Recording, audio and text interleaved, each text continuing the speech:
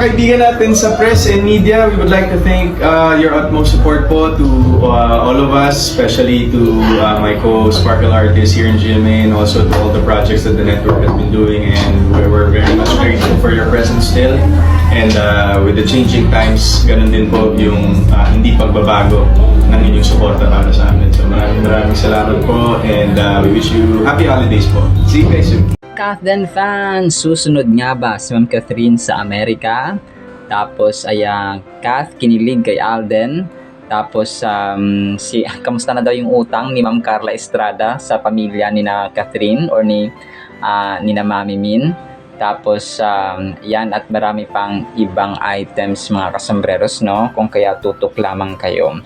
Unahin ko ito, napakinggan nyo si Alden. Nagpasalamat siya sa mga media and press people natin or nila mga kasombrero sa pagsuporta nila sa mga ganap, no, ng GMA Artist or Sparkle GMA Artist Center mga kasombreros.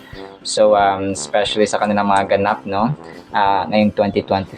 So posted ito kagabi ni Kapuso PR Girl mga kasombreros, no, na isang misteryo ito kung sino itong siyang Kapuso PR Girl mga kasambreros. So nagpasalamat si Alden dito na sa lahat ng projects na ginagawa ng GMA Sparkle Art Center. Tapos hindi din nagbabago yung suporta ng media and press people mga kasambreros sa mga GMA artists and projects mga kasambreros. So tapos nag-ano rin siya ng happy holidays kasi nga Christmas mga kasambreros. Tapos nag-smile si Tisoy, no, labas din po, naka-denim jacket siya dito, no. Si Soy T mga kasambreros, if I'm not mistaken, pre-taped ito. Tapos ay in-upload lamang kagabi ng Kapuso PR Girl ng GMA Network mga kasambreros. Kasi nga si Alden ay wala pa akong items dito na na nasa airport or ano nang ganap ni Alden sa kanyang sa kanilang biyahe mga kasambreros. So pag meron na ay definitely i-update ko kayo mga kasambreros, no. And then ito si Ma'am Catherine dito binibihisan siya or parang inaayusan mga kasambreros. Naka-mask si box office queen, tapos naka-stripes na black, tapos parang nasa salon siya.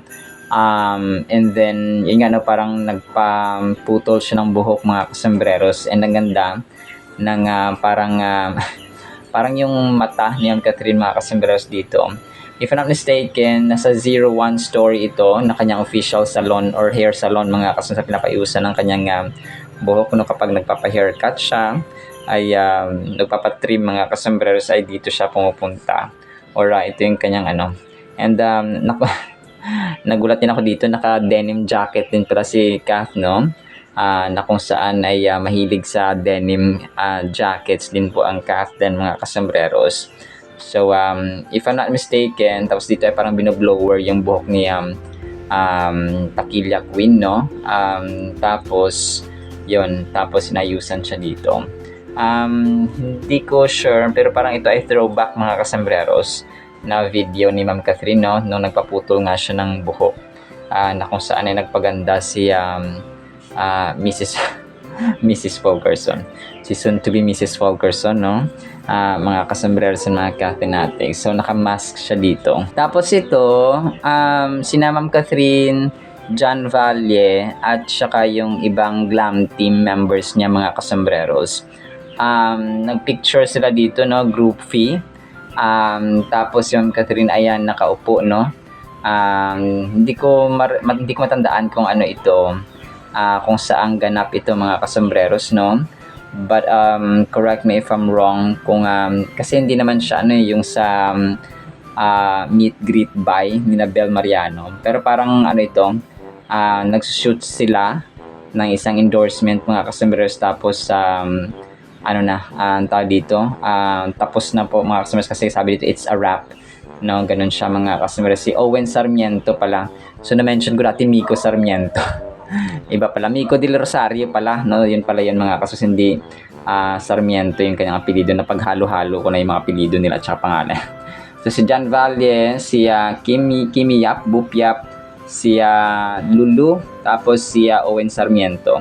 Tapos of course si John Valle. So ito sila, no? So si Lulu pala yung isa. Akala ko si Diana, something like that. So hindi pala mga kasumberos, no? Si Owen Sarmiento, close din ito ni Sir Alden Richards, no? Nagpadala siya dati ng bulaklak no, nag-birthday ito si Owen Sarmiento, mga kasambreros. So sikat din to no, na parang stylist si Owen Sarmiento, mga kasambreros, kung kaya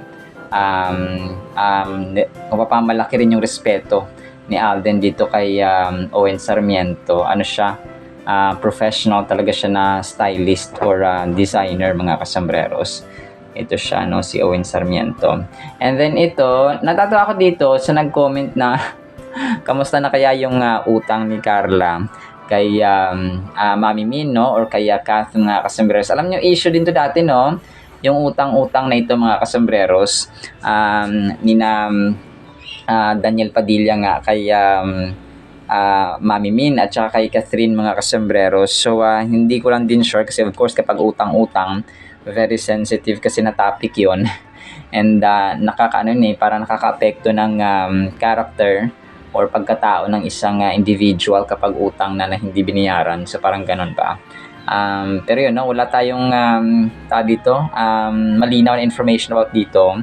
Pero siguro, no, nag-uusap naman sila, no, wala namang hiluaan si na Mami Min at saka si Ma'am Carla Estrada sa mga kasi no, si Mami Min talagang kung si Kath ay natanggap na niya, ganun din siguro siya, no, na ganoon, mga kasambreros. Yung post kasi na ito ay Pink Panda 2878 sa TikTok. Dun sa may bahay nga, no, ng Bernardo Casa, mga kasambreros. Kumusta kaya ang utang ni Daniel at Carla sa kanya? Referring to Ma'am Catherine or kaya Mami Min, mga kasambreros. So pero hayaan na natin, no, because that's a very sensitive issue, mga kasambreros, about sa utang-utang. And then ito, natatawa na naman ako dito, mga kasambreros, no, sa isang post about kay Mayor Mark Alcala. Bagay daw sina ni Ma'am Catherine, no? Kasi 34 na naman daw si Ma'am Catherine. Hindi ko alam kung bakit 34 ang sinabi dito na edad ni Kath, and nasa magti-30 pa lang si Ma'am Catherine sa March 29. So nagtataka ako dito kung bakit 34 yung kanyang na-mention, mga kasambreros. So sa pogi niya, sabi ko parati, pag pogi, walang question, no? Walang doubt, walang duda na pogi naman si Daniel Padilla, si Mark Alcala, si Mayor Mark, no? Walang duda na mga pogi sila. Pero ang question dito, kapag maghahanap ka ng partner, hindi na naman pogi. It's about responsibility, it's about your character, it's about your being family-oriented, being God-fearing. So, yun yung mahalaga, mga kasambreros. Sabi dito, Goddess vlog 4 hours ago, Mayor Mark Alcala, rumored boyfriend ni Catherine Bernardo. Bagay naman sila. 34 na din si Kath. Pwede na mag-asawa. So natawa ako dito sa 34. 29 pa lang po, no, si Catherine, si Ma'am Kath, mga kasambreros. Hindi ko alam kung saan yun na yung information na 34 years old. So kapag nagkaturian sila ni Kath, pwede na, pogi naman si Mayor. Well, sasabihin po natin, marami namang pogi na naghiwalayan, no? Andyan sina Aljur Abrenica, sina Gerald Anderson, sina Richard Gutierrez, naghiwalay din naman, no? Maraming pogi, and marami namang pogi na, no, na kumaga pa ay naghihiwalay because hindi sila husband material, no?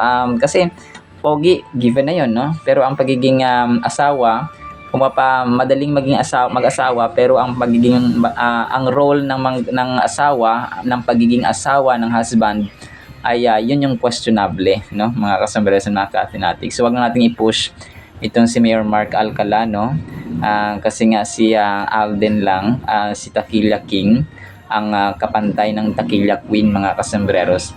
So ang Phenomenal Box Office Cinema Queen ay kapantay ng Phenomenal Box Office Cinema King, ganon.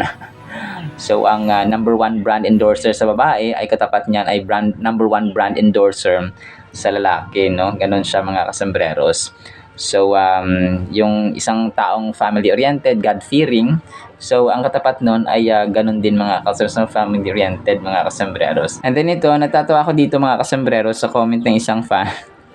Sabi niya dito, tumiwalag daw siya sa Iglesia ni Cristo, INC mga kasambreros, dahil lang daw sa Kathniel.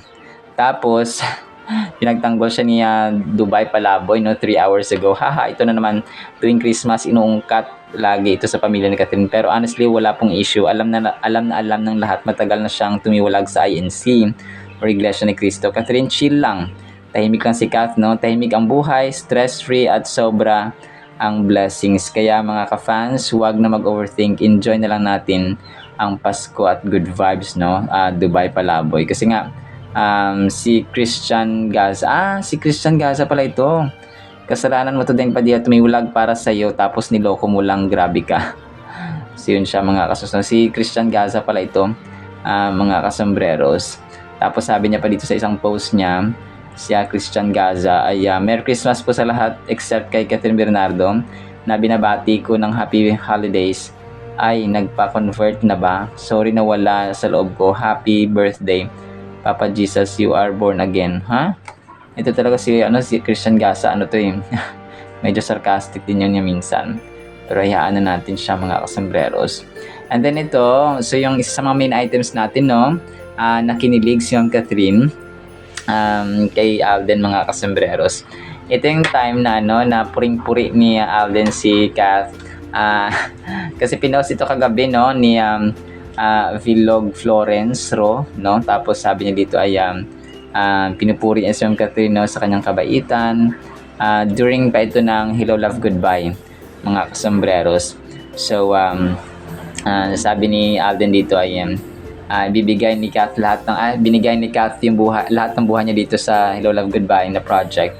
Bibigay ko rin ng lahat ng buhay ko, sabing ganon.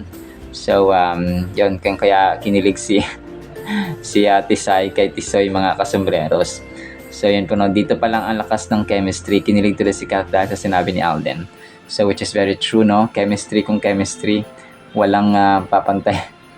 Walang papantay sa chemistry ng Kath din mga kasus. Imagine kung hindi sila love team, no? Pero grabe pa rin yung hatak nila at dito. And by the way, no, inaabangan ko dito yung magiging gross income ng Metro Manila Film Festival na nagsimula last kahapon mga kasunod December 25. So aabangan ko kung aabot siya ng kung magkano yung aabutin ng kanilang 8, no? So 8 Metro Manila Film Festival movies.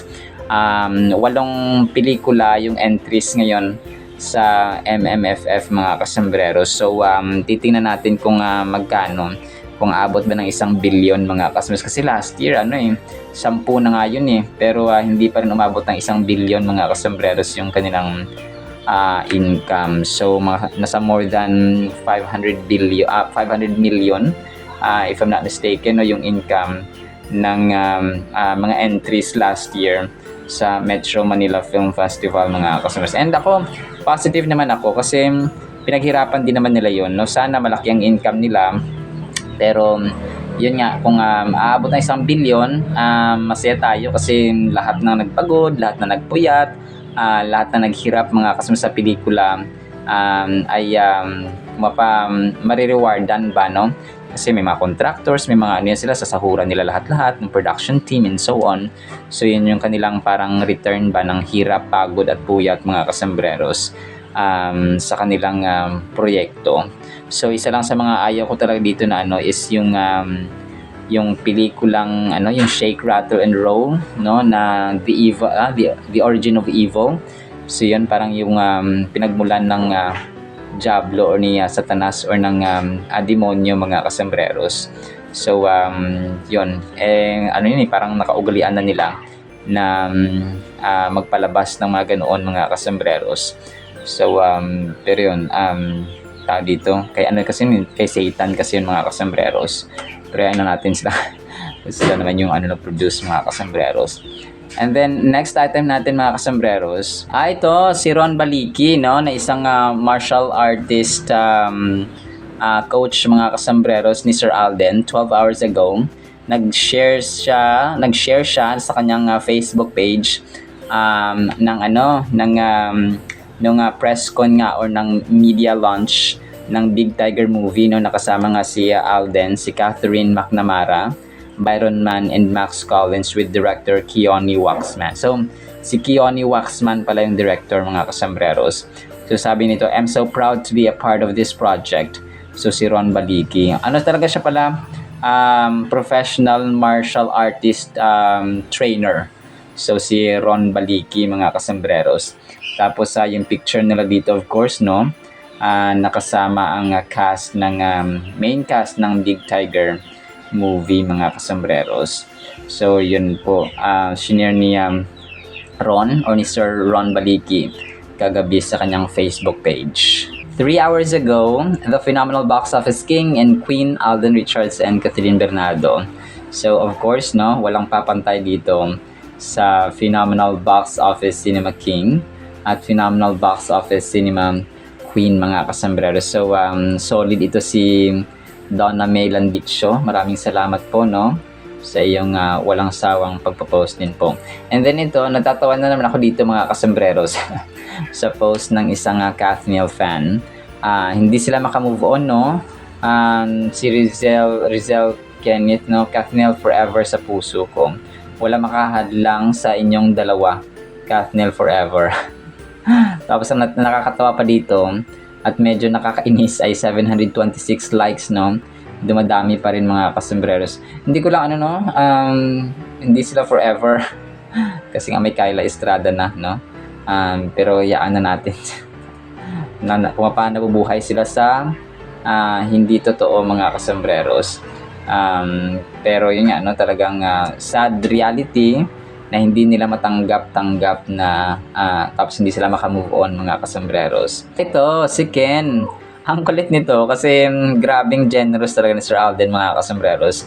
Nagpa-unli McDo pala si Alden Richards, mga kasambreros, kina Ken, no, at sa kanyang team, mga kasambreros. Dito ay nag-groupie picture sina Ken, mga kasambreros, every day na pa-unli McDo ni Alden Richards. Grabe, no? Ito yung sinasabi mo na isa kang pinagpalang nila lang kapag ikaw po ay trabahante, no, or kamanggagawa ni Alden Richards, mga kasambreros. So, grabe, ito lang yung boss, amo, chief manager at saka CEO na talagang sasabihin mo na mapapasana all ka talaga kung ikaw ay kanyang worker or empleyado. So, saan ka nakakita ang amo na ganito, no? Talagang very generous, mga kasambreros. So, talagang, alam mo yun, hindi siya sugar-coated. Behind the camera, nasa harapan ng camera, walang camera, ganun siya. Sabi ni Daddy Bay, kung ano yung nakita niya sa kanya sa harap ng camera, ganun din siya sa loob ng tahanan, at ganun siya, no? Ganun siya talaga, mga kasambreros. Hindi siya pakitang tao, mga kasambreros. Grabe, no? So, ayaw man ni Alden na ipagsigawan yung kanyang magantong ginagawa. Hindi naman maiwasan kasi syempre, ipopost talaga ito ng mga taong kanyang natutulungan, mga kasambreros. So, grabe, no? Talagang isang pagpapala mula sa Diyos ang kanyang buhay, mga kasambreros, ni Alden Richards, no? Ni Richard Fulkerson Jr. Tapos, ito, nakakatawa na naman ito. Related ito kay Mayor Mark Alcala. Sana tigilan na ito yung yung issue ng buntis-buntis, mga kasambreros, no? Nasasabi na buntis na si Catherine and so on, mga kasambreros. Parang ang tao talagang very sensitive topic kasi ito, no? Mga kasambreros, mga Cathinatics. Sabi ito, at the same time, mahaba kasi nito, may mahaba itong message, mga kasambreros. Sana sana ma-call out yung mga ganito, no? Yung mga nagsasabing kasi pag mga sensitive topic, sana wag na lang nilang gawing issue, no?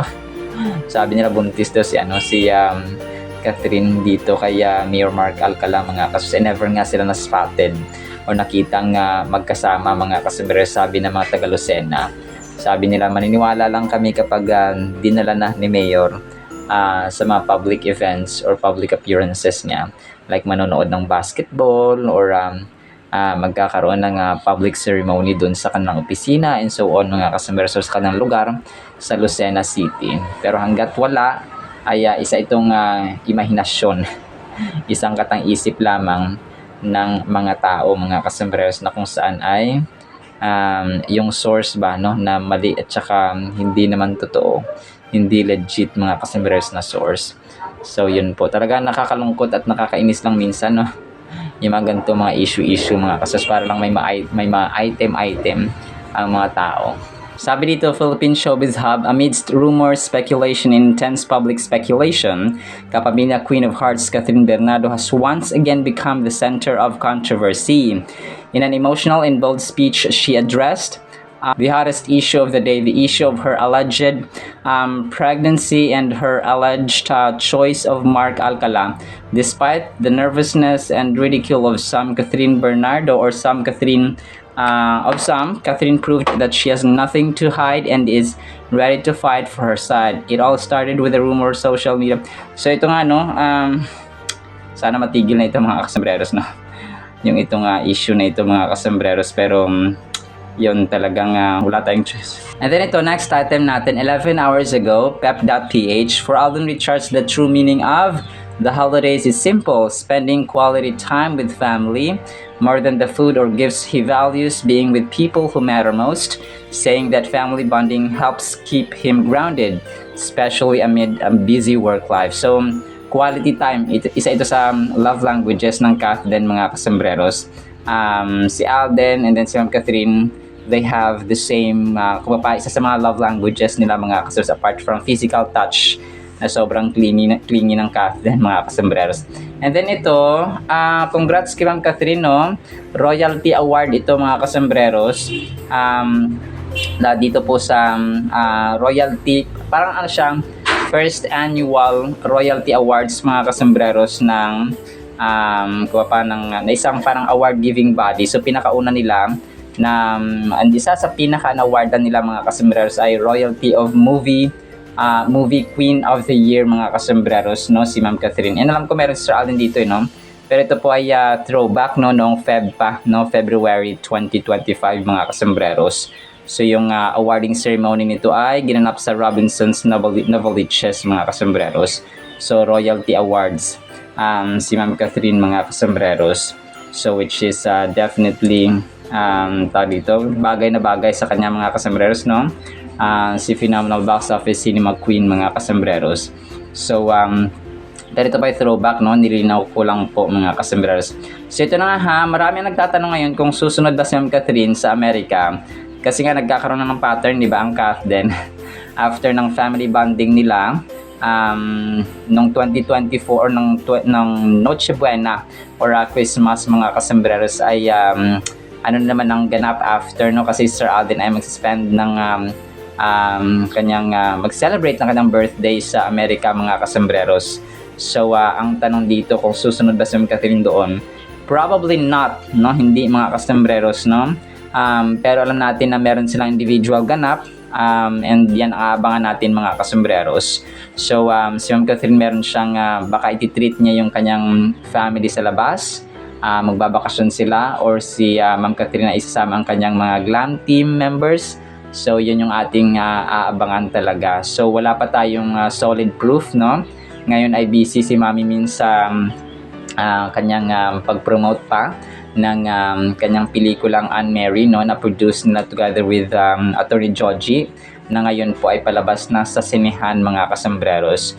So kagabi nakita ko yung balita ni MJ Felipe na dumami, no? Dumami naman yung nanood, mga kasembreros, ng Metro Manila Film Festival entries ngayong 2025. So hoping na dadami pa, mga kasembreros.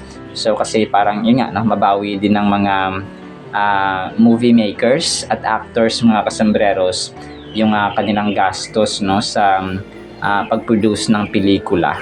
So yun po, hindi man sila magsasama, ang Kath din, na pupunta ng Amerika, kasi nga si Sir Alden ay talagang doon yung kanilang family, yun yung advantage kasi ni Alden.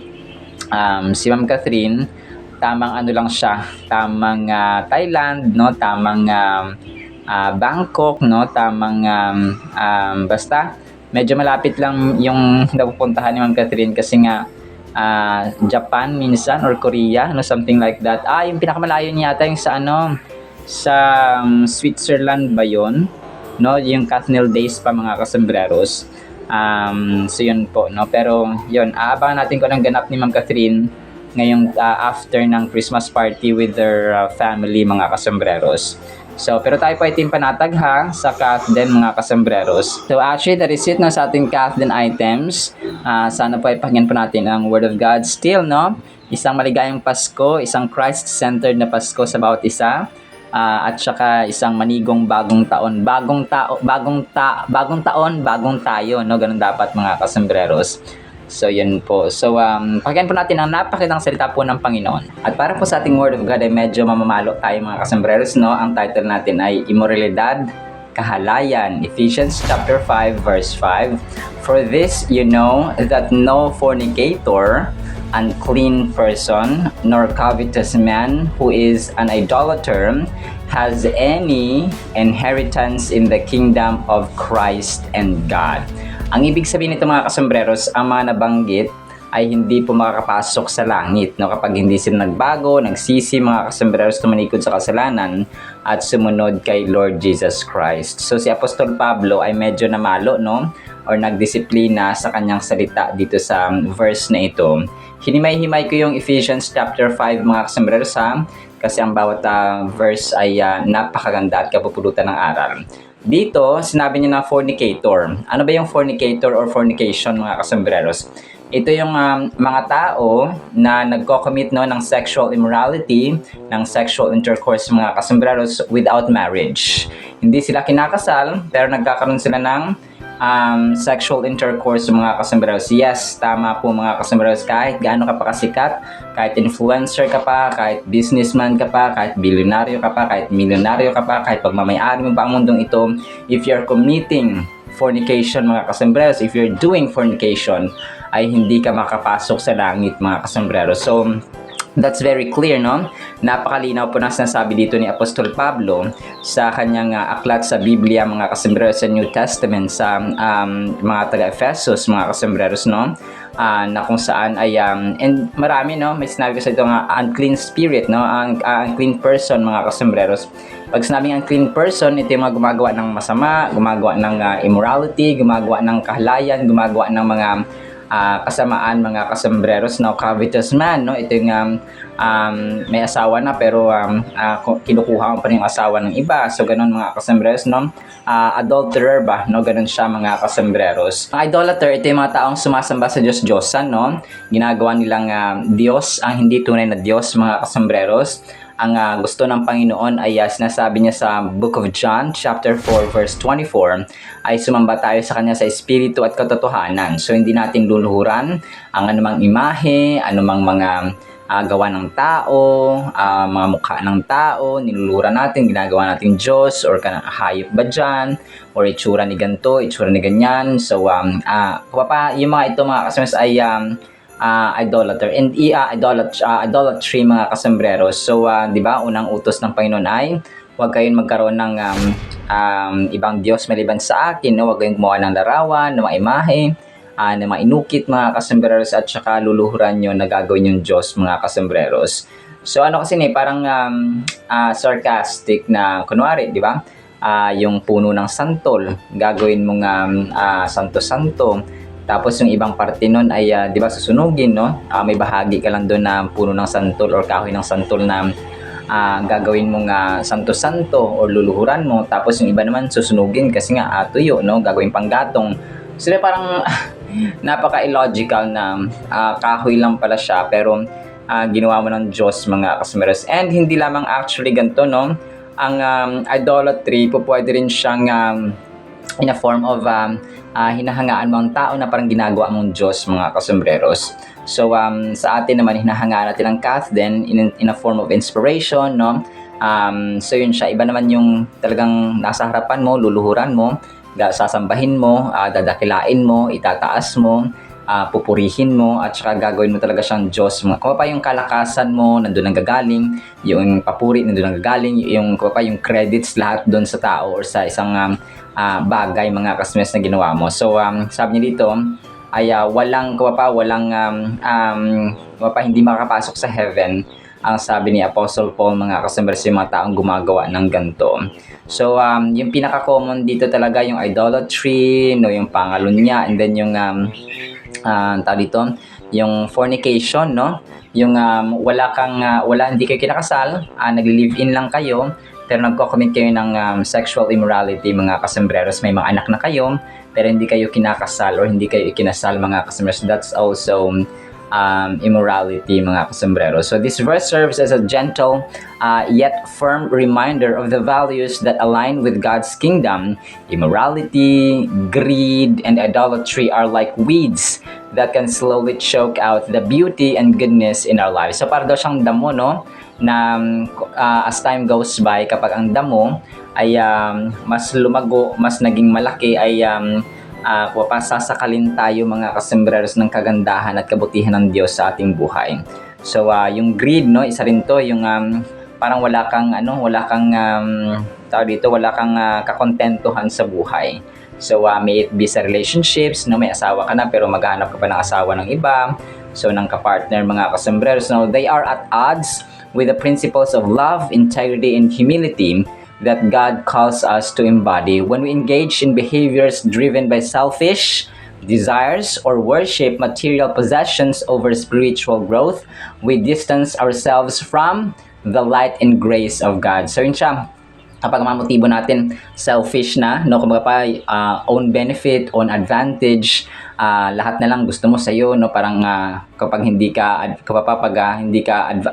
mo advantage, kapag sabihin mo tutulong ako, mababawasan ng pera ko, so hindi ka tutulong, so ganun ba, mga kasus, no? Yan po ay nilalayo natin yung ating sarili sa ilaw at grasya ng Panginoon, mga kasambreros. We are invited to cultivate a heart that is open to God's abundant love and blessing by drawing a line against immorality, greed, and idolatry. This verse challenges us to examine our intentions and actions, prompting us to choose paths that lead to genuine fulfillment and connection with God and others. So, yun siya, no? Anything that drives you out of selfishness, mga kasambreros, ay hindi po yan nakakalugod sa harapan ng Panginoon. So, ang masaklap dito, hindi alam ng tao. Kunwari, yung sumpa, kunwari, ikaw ngayon,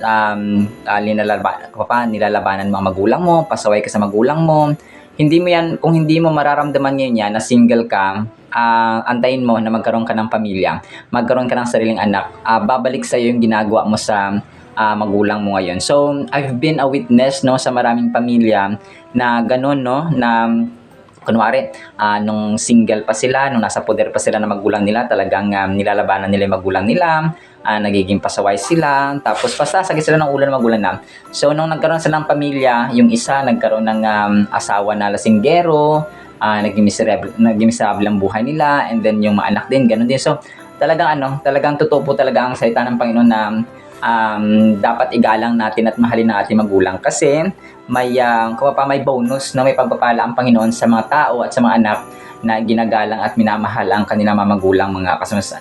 Ako po ay living testimony. Buhay po akong patotoo, mga kasambreros, na makakapag-testify na totoo po talaga yung mahalin mga magulang mo, no? Ingatan mo sila, arugain mo, at saka igalang sila, mga kasambreros, mahalin sila.